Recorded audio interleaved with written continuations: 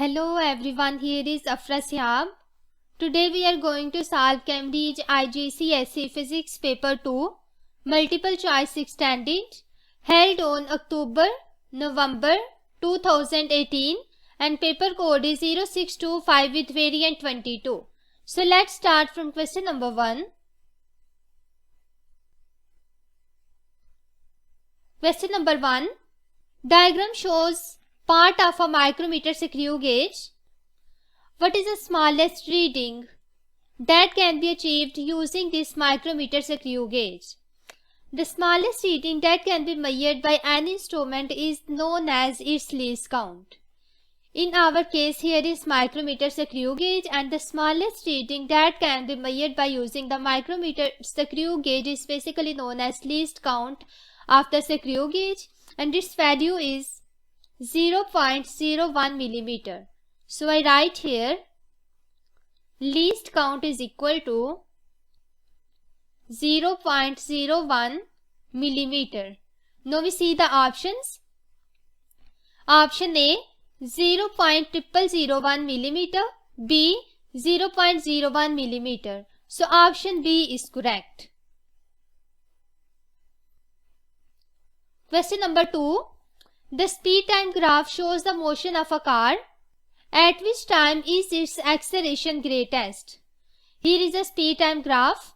Speed is taken along y-axis while the time is taken along x-axis. And we have to tell that at which interval the acceleration is greatest. We see this curve and check that where the slope is largest. Between these points, the acceleration will be greater.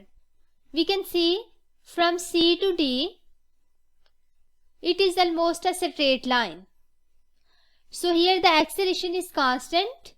At point B, the acceleration is increasing and it is the greatest acceleration. So option B is correct from here. Question number 3. An athlete runs at a speed of 8 meters per second for 10 seconds and then at a speed of 6 meters per second for 12 seconds. Which calculation gives the average speed of the athlete in meter per second? So here we have to find out the average speed. Average speed is the total distance divided by total time. I write here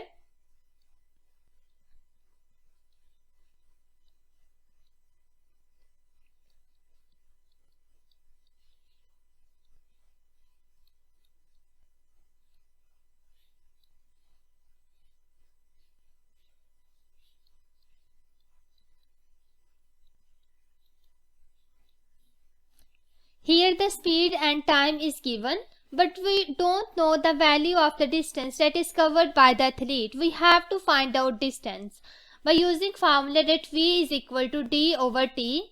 From here D will be equal to V multiplied by T. I use this formula and find out the total distance. So total distance will be basically D1 plus D2 divided by total time is T1 plus T2. So I write here D1 is V1 multiplied by T1 plus D2 is V2 multiplied by T2 divided by T1 plus T2. Now I put values here. V1 is 8 meters per second multiplied by T1 is 10 plus V2 is 6 meters per second multiplied by time is 12 divided by 10 plus 12, which is the total time. So it will be equal to 8 multiplied by 10 plus 6 multiplied by 12 divided by 22. So this is the average speed. Now we see the options. From here option B is correct. I circle option B. Because in the C, here is division between them. So it's incorrect. Also in the D, here is division. So this is also incorrect. Only option B is correct. Question number 4. A helium balloon is tied to the top and balance. A metal block of mass 100 gram is placed on the balance. The reading on the balance is 91 gram. Which statement can be deduced from this experiment? Option A. The balloon exerts a downward force of 0.09 Newton on the top pan balance. B. The helium has a mass of -9 gram. C. The helium has a mass of +9 gram. D. The resultant downward forces on the top pan balance is 0.91 Newton. Now we see here the mass of the metal block is given, which is 100 gram. So I write here mass will be equal to 100 divided by 1000 kilogram, which is equal to 0.1 kilogram. Next I find out the weight, because here weight is equal to upward force. So weight will be equal to mass multiplied by G, 0.1 multiplied by 10. It will be equal to 1 Newton. Next the reading on the balance is 91 gram. So the other mass will be 100 minus 91, which is equal to 9 gram. It is also equal to 9 over 1000 kilogram. For it, weight will be equal to mass multiplied by G, 9 over 1000 multiplied by 10, which is equal to 0.09 Newton. So here I draw the diagram for the forces. First force is 0.09 Newton plus the second force is 1 Newton. So the total force will be equal to 1 minus 0.09, which is equal to 0.91 Newton.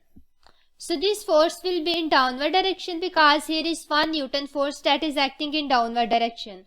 So it will be 0.91 Newton. Now we see the options. Option A. The balloon exerts a downward force of 0.09 Newton. This is incorrect, because here the magnitude of force is different. Option D. The resultant downward force on the top and balance is 0.91 Newton. So option D is correct.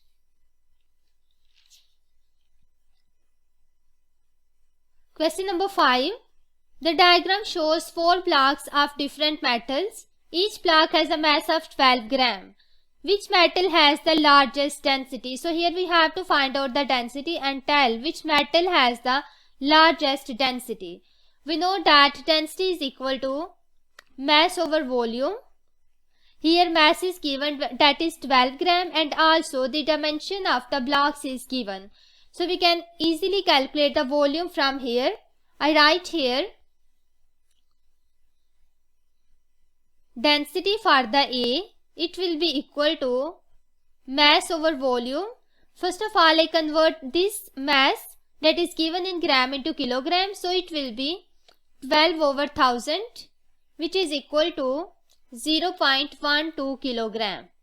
So I write here 0.12 divided by volume is 2 multiplied by 1 and 1. So there will be 2 multiplied by 1 and 1, again centimeter cube, and here will be kilogram. So the density will be equal to 0.06 kilogram per centimeter cube. For the metal B, the density will be, mass is again 0.12 divided by volume. This will be 2 multiplied by 2 and 1. So density will be equal to 0.03 kilogram per centimeter cube. Now we calculate the density for the metal C. Mass is again 0.12 divided by volume is 3 multiplied by 1 and 1. So density will be equal to 0.04 kilogram over centimeter cube. For the metal D, mass is again 0.12 divided by volume is 3 multiplied by 2 and 1. So there will be 3, 2 and 1. So the density will be equal to 0.02 kilogram over centimeter cube. Now we see the density for all of these blocks. The density of the block A is 0.06, here is 0.03, 0.04 and 0.02. The greatest density for the metal A. So option A is correct from here. Question number 6. The graph shows how the length of the spring changes when the stretching force is increased. So when we increase the stretching force, the length increases accordingly. In the Hooke's law region, what is the spring constant for this spring? So here we have to find out the spring constant. Hooke's law is that F is directly proportional to X and F is equal to Kx, where F is the force and X is extension while K is the spring constant. And we have to find out the value of spring constant from this graph. So K will be equal to F over X. I take any 2 points here. I suppose that first point is this one and second point is this. I find out the corresponding values of the force and length of the spring. So there will be 4 and here it will be 2 Newton. On the y-axis, this shows 11 and this point shows 17. So I use these values and find out the value of the spring constant. So K will be equal to force is on x-axis. So I write here 4 minus 2 divided by x, which is the length, and it is given on the y-axis. So it will be 17 minus 11. There will be 2 over 6. So K will be equal to 0.33 Newton per centimeter. Now we see the options. Option A 0.20, B 0.22, C 0.28, D 0.33. So option D is correct from here. Question number 7. Point X is the center of mass of the lamina in the shape of triangle with sides of equal length. The top of the triangle is cut off along the dotted line as shown. So there is the dotted line and the top of the triangle is cut along the dotted line. What happens to the center of mass X? X is the center of mass. When the top of this triangle is cut, what happens to the center of mass? Option A moves towards the bottom of the page, B moves to the left, B moves to the right, D moves towards the top of the page. First of all, we know that center of mass is a point where the whole mass of a body is concentrated. To balance the change in mass after cutting off the dotted line from the top of the triangle, center of mass moves towards the bottom of the page. So this center of mass is moving towards the bottom of the page. From here, option A is correct. Question number 8. An object of mass 3.0 kg traveling at a speed of 6.0 meter per second collide with an object of mass 2.0 kg traveling in the opposite direction at a speed of 2.0 meter per second.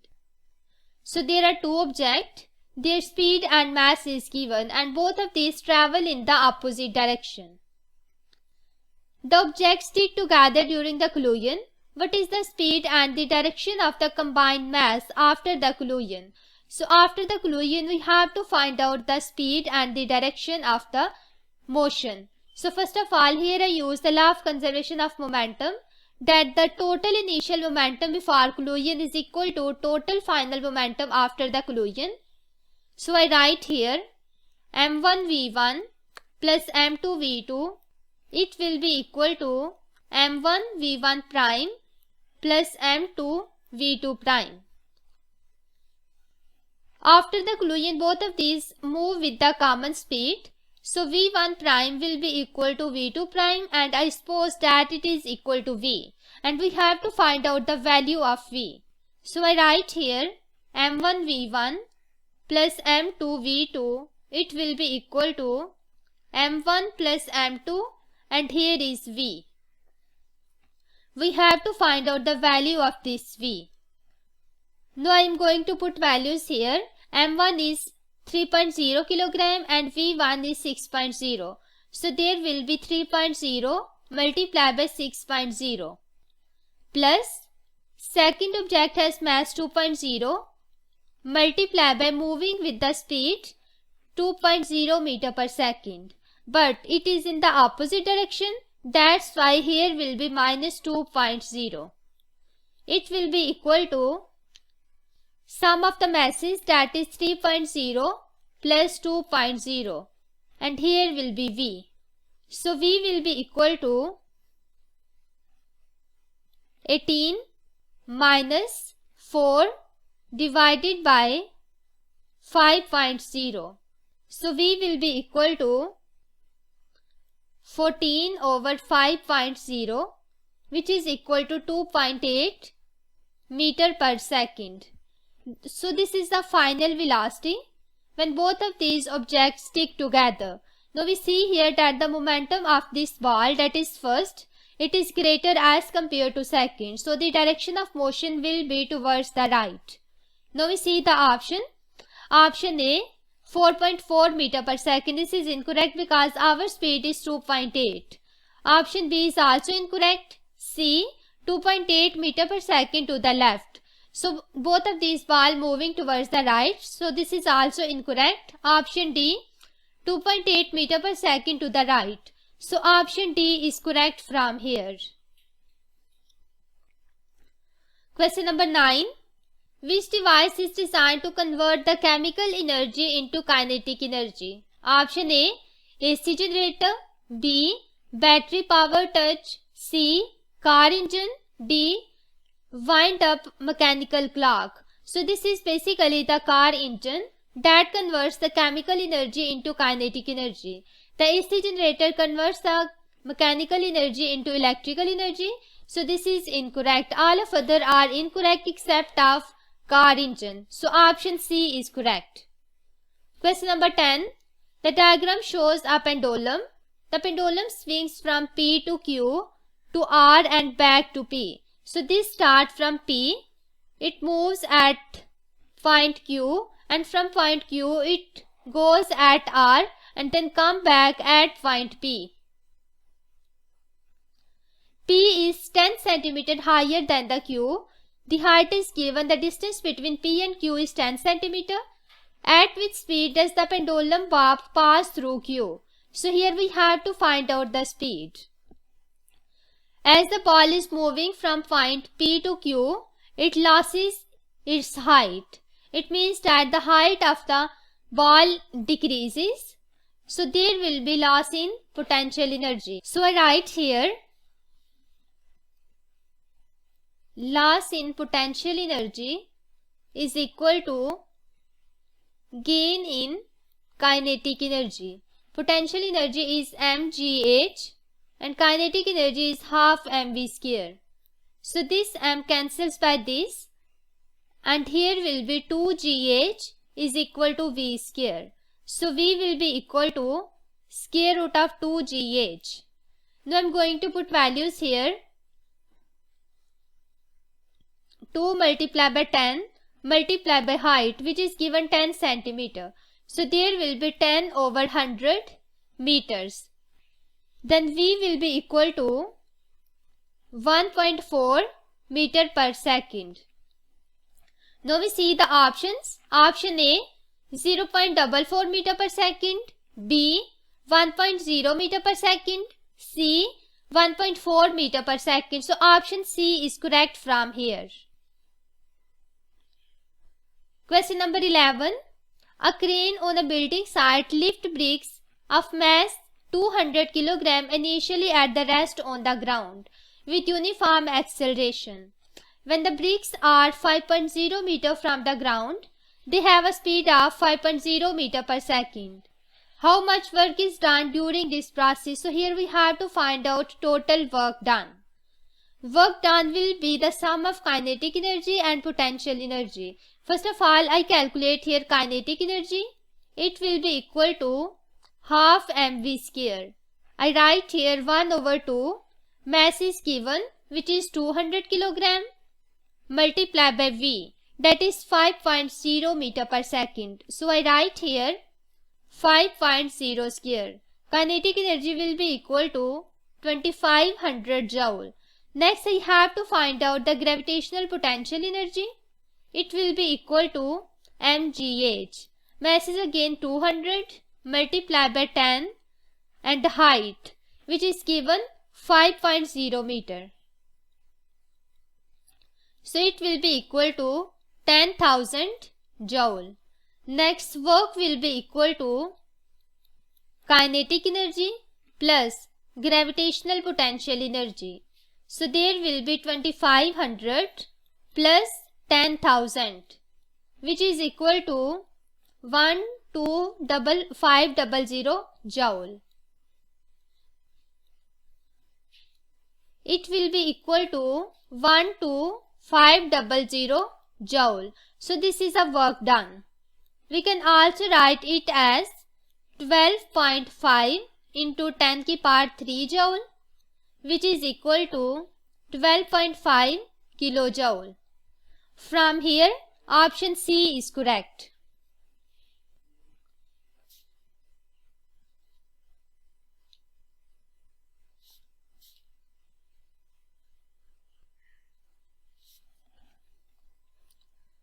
Question number 12.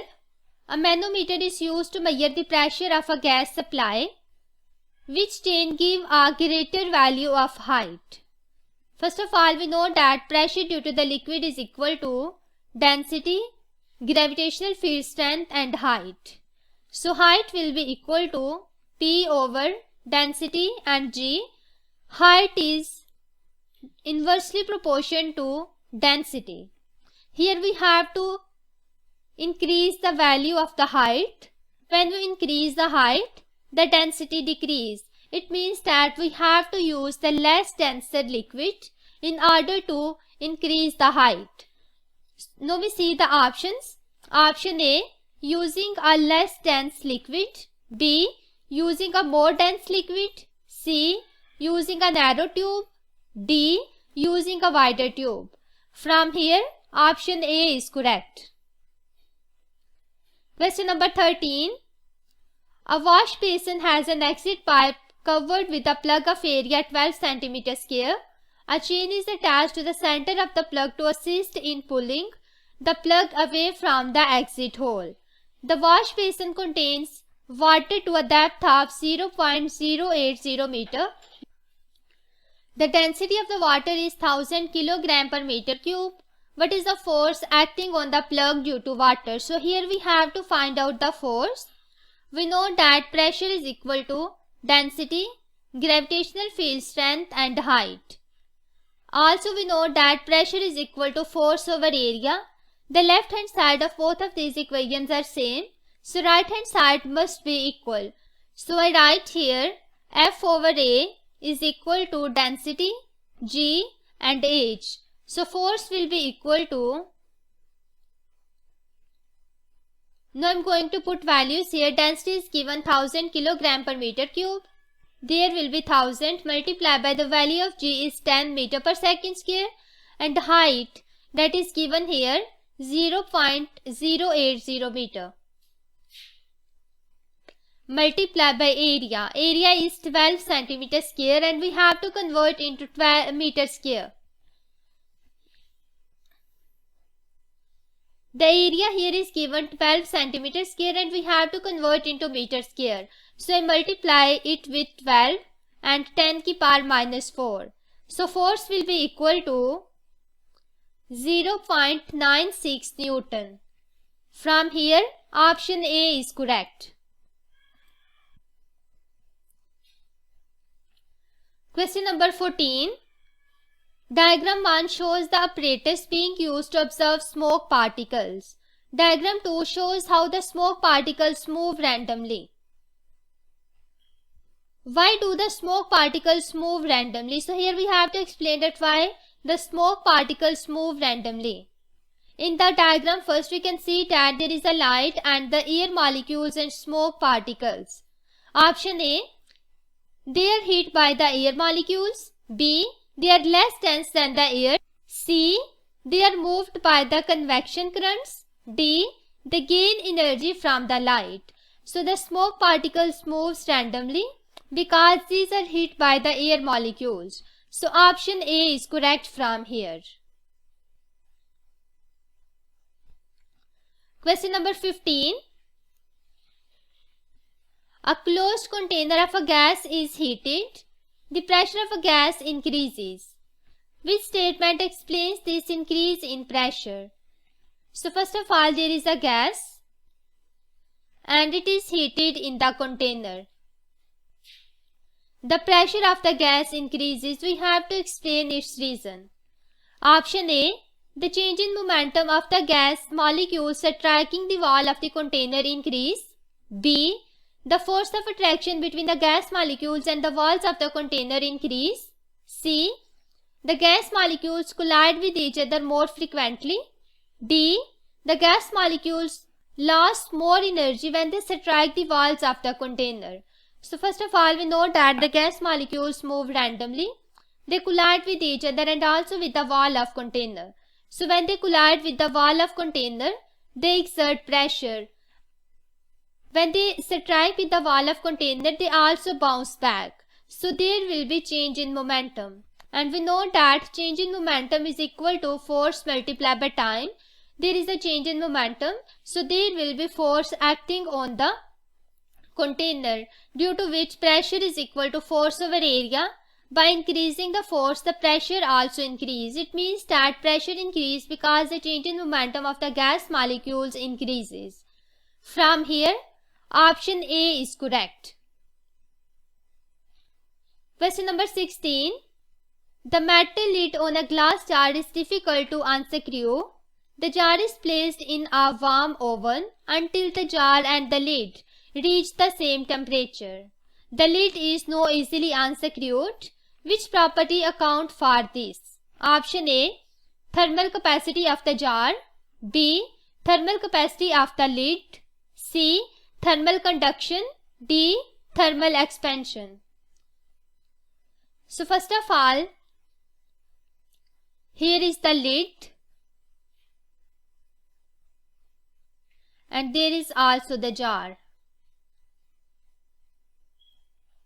First of all, the metal lid on the glass, it is difficult to unscrew.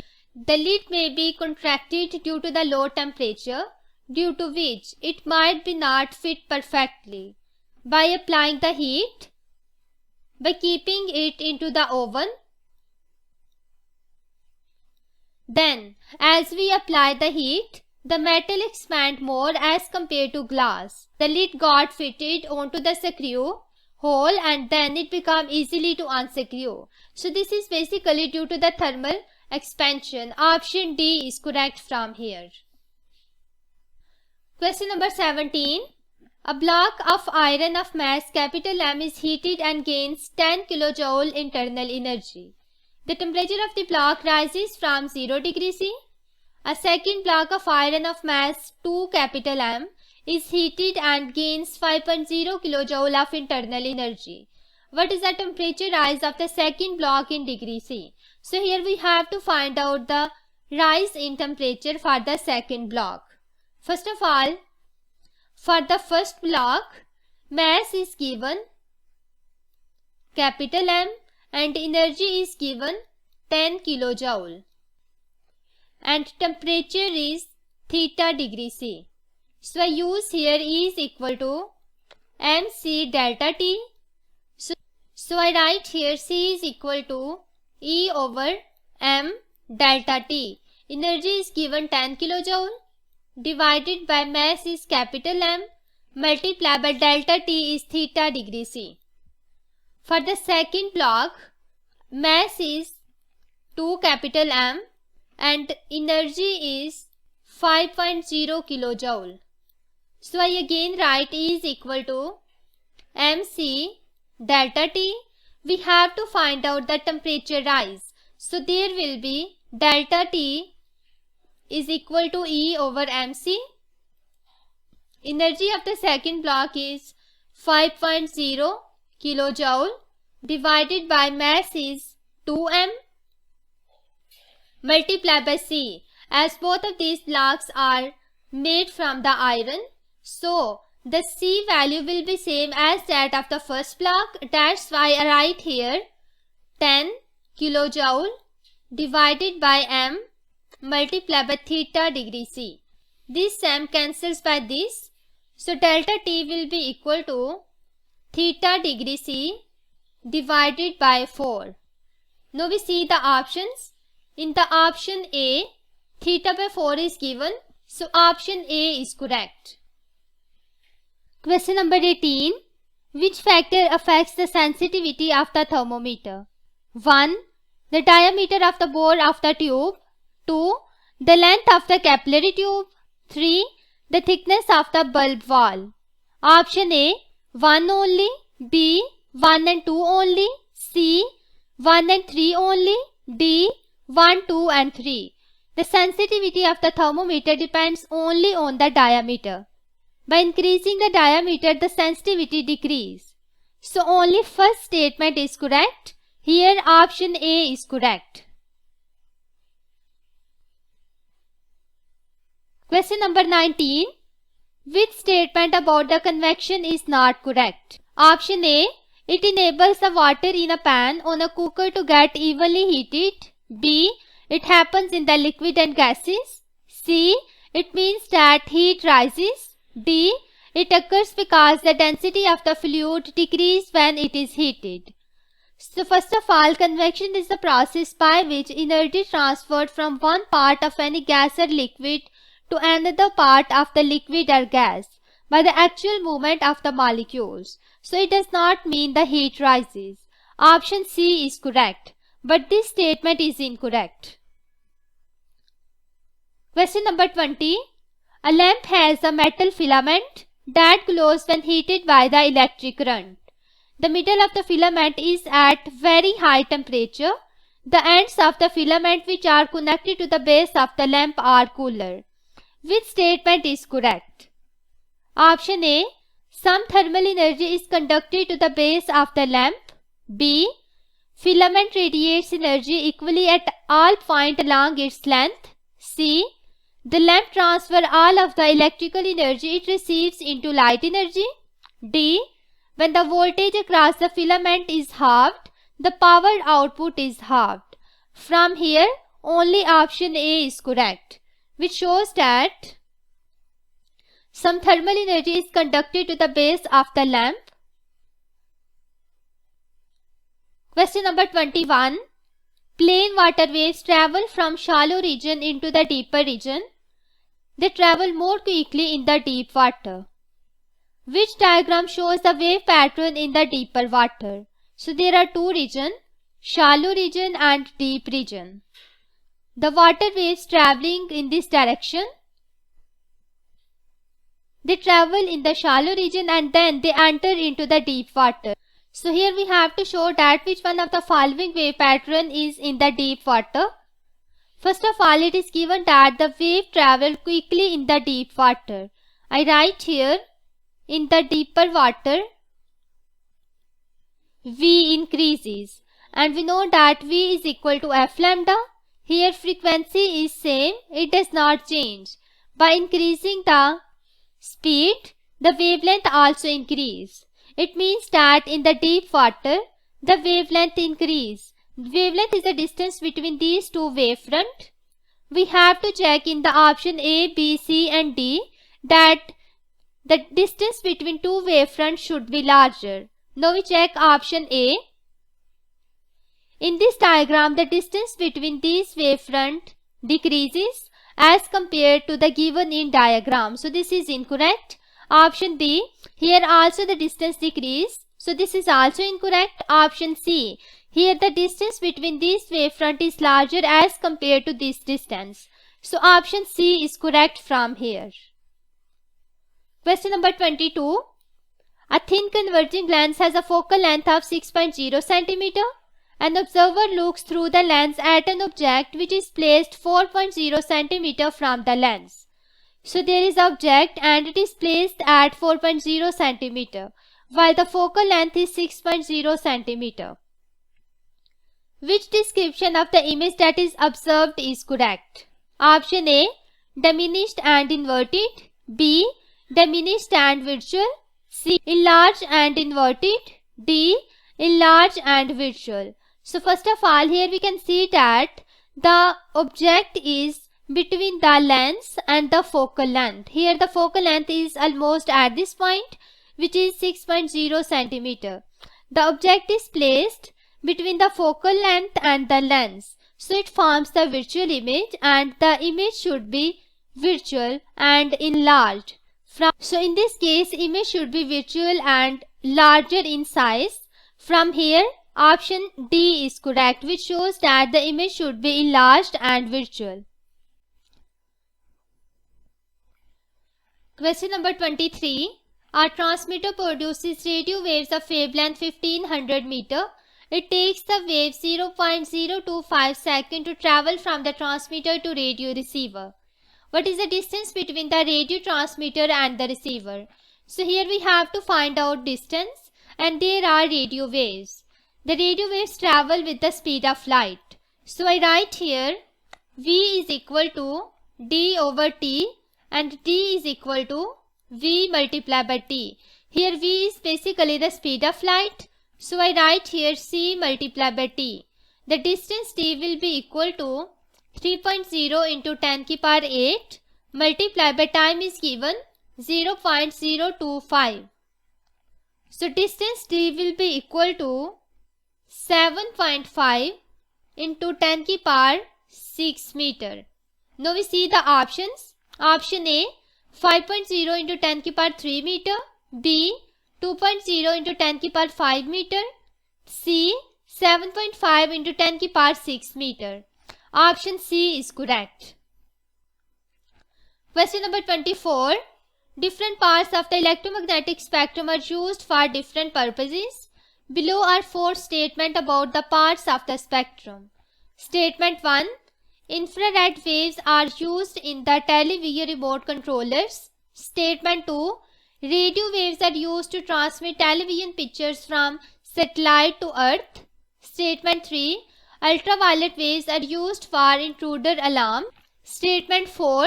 X-rays are used for security checks. Which statements are correct? Option A, 1 and 2. B, 1 and 4. C, 2 and 3. D, 3 and 4. So basically the infrared waves are used in the television remote controllers and X-rays are used for the security checks. Only statement 1 and 4 is correct. From here, option B is correct. Question number 25. A sheet of ice floats on water. A source of sound S is positioned at the edge of the ice sheet. 4 microphones are placed equal distance from the S. Which microphone detects the sound from the S first? So there are 4 microphones A, B, C and D. The ice is placed here. We have to tell that which microphone detects the sound first. We know that the speed of sound is largest in the solid as compared to the liquid, and the speed of sound in liquid is even greater as compared to the gas. Here ice is the solid and water is liquid, and outside there is air which is gas. Now we see here the microphone that is very close to the ice. It detects the sound first because the speed of sound in the solid is largest. From here, option B is correct. Question number 26. The diagram shows a bar magnet at the rest on a smooth horizontal surface. A length of a soft iron wire is held parallel to the magnet. First of all, here is magnet and it has 2 poles, north pole and south pole. Second, there is soft iron wire. The wire is released. What happens? We see the options. Option A, the wire moves away from the magnet. B. The wire moves towards the magnet. Option C. The wire center stay in its position and the wire rotate through 90 degree in the clockwise direction. D. The wire center stay in the present position and the wire rotates through 90 degree in the anti-clockwise direction. So first of all, here is magnet and soft iron wire. Iron is also a magnetic material, so it will be attracted towards the magnet. It means that the wire moves towards the magnet. Now we see the options. From here, option B is correct, which shows that the wire moves towards the magnet because of the attraction. Question number 27. The diagram shows the point X between two charged plates. So there are two charged plates, positive and negative. There is a point X between them. Which diagram shows the electric field pattern near the point X? We have to show the electric field pattern. We know that the electric field lines emerges from the positive charges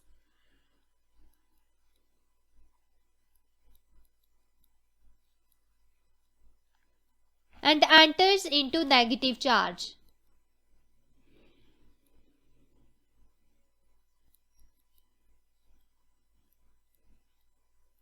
So between these two charge plates, electric field pattern will be the straight line, means that the field will be uniform between two charge plates. So these will be the straight line that are shown in the option A. And they emerges from the positive charge and end at the negative charge like this. So option A is correct. B is incorrect because here the direction is from negative to positive, which is not correct. Option C, the field lines are curved in both C and D. So both of these are incorrect because the electric field between the two charge plates is uniform. Question number 28. A bar magnet is placed inside a current carrying coil. The diagram shows 4 different experiments. There are 4 experiments, 1, 2, 3 and 4. In which experiment is the magnet demagnetized? So we have to demagnetize the magnet. Which experiment we use? Now we see here in the experiment 1, the magnet slowly removed. So when we remove the magnet slowly, then it magnetized, and also we can see here there is AC power supply. So option 1 is correct. We see the second experiment here, it is DC power supply, and the DC current can never be used for the magnetization and demagnetization of the magnet. So this is incorrect.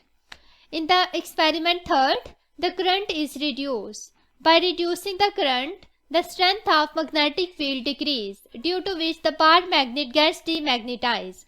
So this is also correct. In the 4, again there is DC power supply, due to which this is also incorrect. Only experiment 1 and 3 is used for the demagnetization. From here, option B is correct, which shows 1 and 3. Question number 29. Copper wire is available in different length and in various diameter D. Each diameter has a different resistance R. Which relationship between R and D is correct? Here D is the diameter. We know that resistance is directly proportional to L, that is length, and it is inversely proportional to area. So here R will be proportional to L over A. Where we know that area is pi R square and R is basically half of diameter. So here will be pi D square by 4. So I write here R is equal to, in order to remove this sign, there will be constant which is resistivity L over A. Now I am going to put values of area. There will be resistivity length over pi D square divided by 4, that is 4 resistivity length over pi D square. From here we can see that resistance and diameter. Resistance is inversely proportional to D square. Now we see the options. Option A, resistance is directly proportional to D, which is incorrect because here is inverse relation. B, R is directly proportional. This is also incorrect. C, R is inversely proportional to D, but here is D square. Option D, R is inversely proportional to D square. So option D is correct. Question number 30. A student investigates the resistance of a lamp. Which row states how the meter must be connected? Ammeters and voltmeter. In order to investigate the resistance of the lamp, we have to know about the potential difference and current. In order to measure the current in the circuit, the ammeter is connected in the series with the lamp, while in order to measure the potential difference, the voltmeter is always connected in parallel with the lamp. Now we see the options. In option A, in parallel with the lamp, in parallel with the lamp. So this is incorrect because here both of these are parallel. B, in parallel with the lamp, in series with the lamp. Here they interchange. Like ammeter is connected in series, but it says that ammeter is connected in parallel. So this is also incorrect. C, in series with the lamp, in parallel with the lamp. So option C is correct. Question number 31. The circuit shown is used to change the voltage V out as the temperature of the device X changes. Which row is correct? So there is a circuit and here is the device that is represented by the X. The output voltage is changed as the temperature of the device X is changed. Now we see the options. Name of this type of circuit, name of the device X. Option A, potential divider fuse. B, potential divider thermistor. C, variable resistor fuse. D, variable resistor thermistor. So basically this temperature dependent device is thermistor. So this is thermistor. And this arrangement is basically potential divider. From here, option B is correct. This type of circuit is potential divider and this device is basically thermistor because by changing the temperature of the thermistor, the resistance change due to which the voltage also change. So only option B is correct. Question number 32. The circuit diagram shows a DC power supply connected to the two resistors R1 and R2 and 4 diodes. There are 4 diodes and 2 resistors R1 and R2 and a DC power supply. Which statement is correct? Option A, there is a current in R1 and a current in R2. B, there is a current in R1 and no current in the R2. C, there is no current in R1 but a current in R2. D, there is no current in the R1 and no current in R2. First of all, when we turn on the power supply, there is a current that is flowing in this direction. So both of these will be on. The current passing both of these resistors. From here, option A is correct. That current is passing in R1 and R2. Question number 33. A logic gate has inputs 0 and 0 and an output 1. Which two type of logic gate behave in this way? First of all, here are inputs 0 and 0 and output is 1. We know that in the OR gate, when both of the inputs are low, the output would be low. Again for the AND gate, when both of the inputs are high, then the output will be high. If any one of the input is low, the output would be low. Here will be 0, 0 and 0. And then there is NAND gate and NOR gate. NOR gate is obtained when I apply NOT gate over R. In the NOT gate, we convert 1 into 0 and 0 into 1. So when I apply NOT gate here, it changes into 1. And when I apply NOT gate over AND, I get the NAND gate and here will be 1. It means that the inputs are 0, 0 and output is 1, 1. These are basically the NAND and NOR gate. Now we see option. Here option D is correct, which shows NOR and NAND gate. Question number 34. Either a fuse or a circuit breaker can be used to protect electrical cables from large current that could cause overheating. When a fuse is used, where should it be connected, and when a circuit breaker is used, where should it be connected? So we use fuse and circuit breaker, where we connect both of these. The basic function of the circuit breaker is to cut off the current flow after the protection relay detect a failure.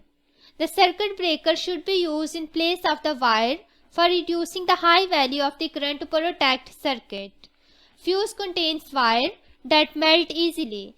If the current flowing through the fuse is too much high, it will heat up until the wire melt, breaking the circuit. So the fuse should be connected at the place X to make sure the connection breakage between the live source and the appliance. Whenever a high level current reaches the fuse, which can damage the appliance. So both of these are connected at the place of X. Now we see the option, the position of the fuse and position of the circuit breaker. Both of these should be at X. So option A is correct from here. Question number 35. Electrical power is transmitted at 400 kV and transformed down to 240 volt before being delivered to the consumers.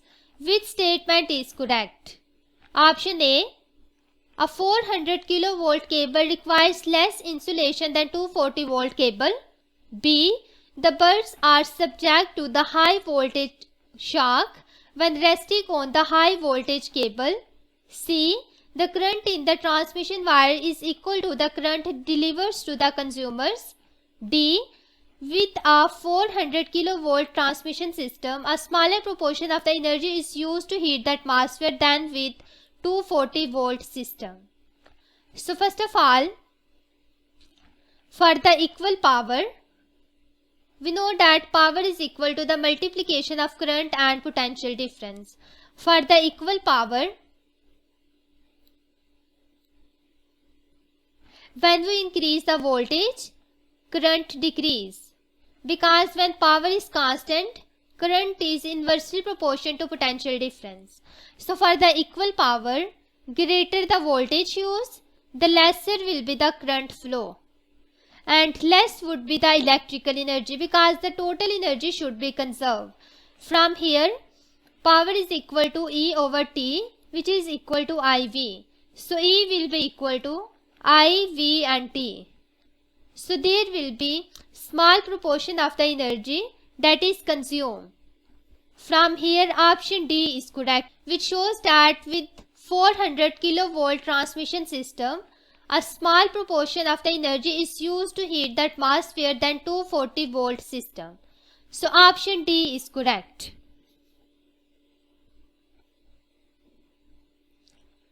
Question number 36. The diagram shows a coil of wire between the poles of the magnet.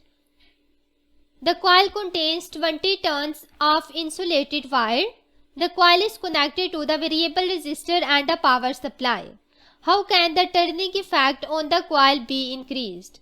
So here we have to increase the turning effect of the coil.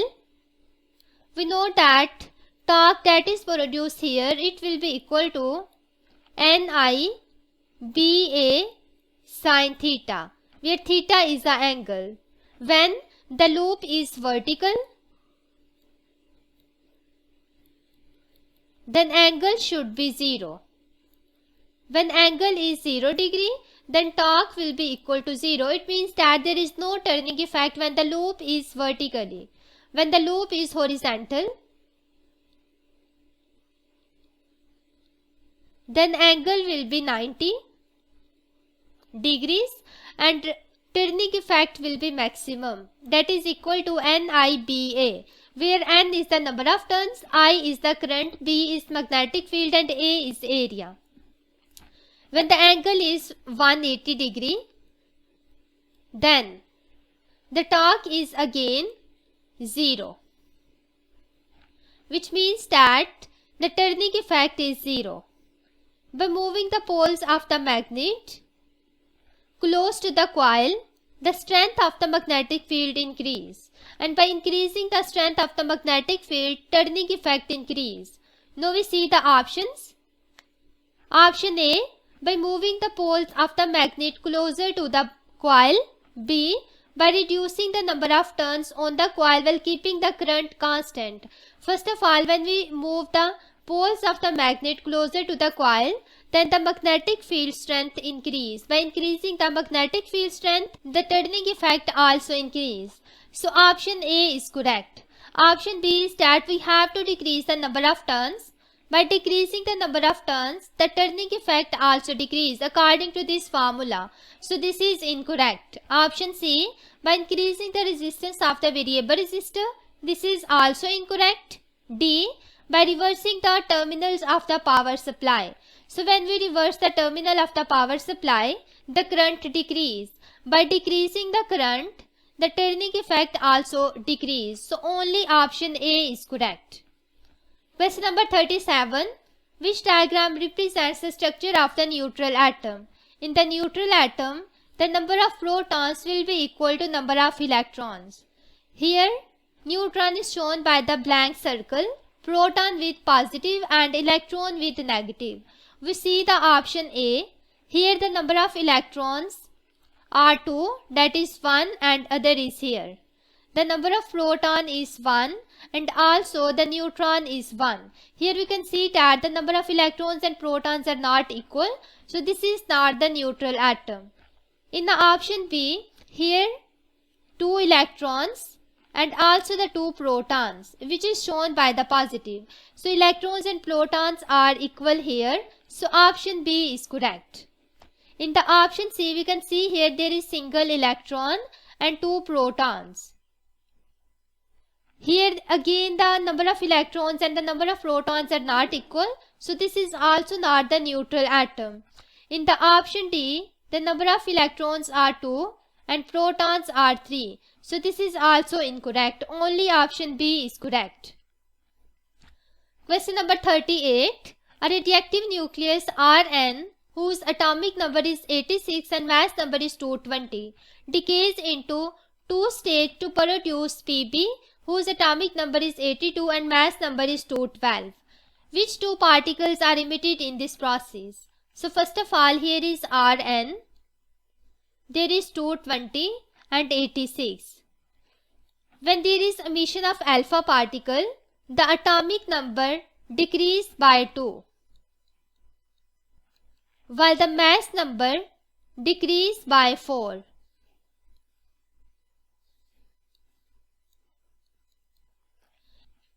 When alpha particle is emitted by this radioactive nucleus, I write here helium 4 and 2, and I suppose that the other element is X.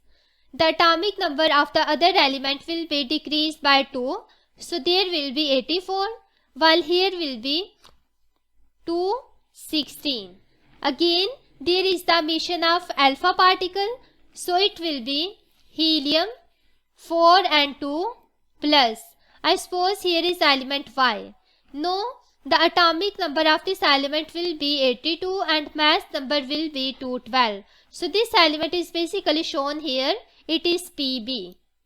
Here is 82 and 212. It means that there is the emission of 2 alpha particle to convert the radioactive nucleus Rn into Pb. Now we see the options. Option A, an alpha particle and a beta particle. B, alpha particle and a proton. C, 2 alpha particles. So option C is correct. Question number 39. The diagram shows the path of 3 different types of radiation X, Y and Z. Which row correctly identifies X, Y and Z? Now we see the options. Option A, alpha particle, B, beta particles and C, gamma rays. Here basically we have to identify that between X, Y and Z, which one of the following is alpha particle, beta particle and gamma rays. So first of all, we can see here there is Y, and this is stopped by 2 mm sheet of plastic. So this is basically alpha particle because its penetration power is very small as compared to beta and gamma rays.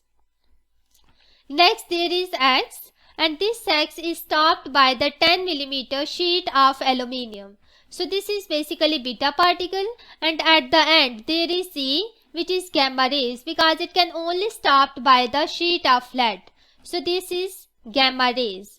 Now we see the options. In the option A, X is alpha particle, but here it is beta. So option A is incorrect. Option B, first of all, X is beta particle. This is correct. Y is alpha particle. This is also correct. And Z is gamma rays. So option B is correct. Question number 40. The count rate measured when near a radioactive source drops from 542 counts per minute to 94 counts per minute in 12 hours. The background count remains constant at 30 counts per minute. What is the half-life of the source? So here we have to calculate the half-life. The count rate decreases as the number of nuclei present in the sample initially decrease, and this happens when the number of nuclei decay into another daughter nuclei after some time. So the count rate decreases as the number of nuclei present in the sample initially decrease, and this happens only when the number of nuclei decay into another daughter nuclei after some time. The time after which the number of nuclei become half of the number of nuclei initially present in the sample is given here. 94 counts per minute divided by, here is 542. 542 counts per minute. It will be equal to 1 over 2 की power n. From here, n will be equal to 2.52. This is 2.52 times the half-life passed in 12 hours. So half-life will be equal to total time divided by this n. So total time is 12 hours divided by 2.52. So half-life will be equal to 3.95, which is also equal to 4 hours. Now we see the options. In the option C, 4 hours are given. So option C is correct.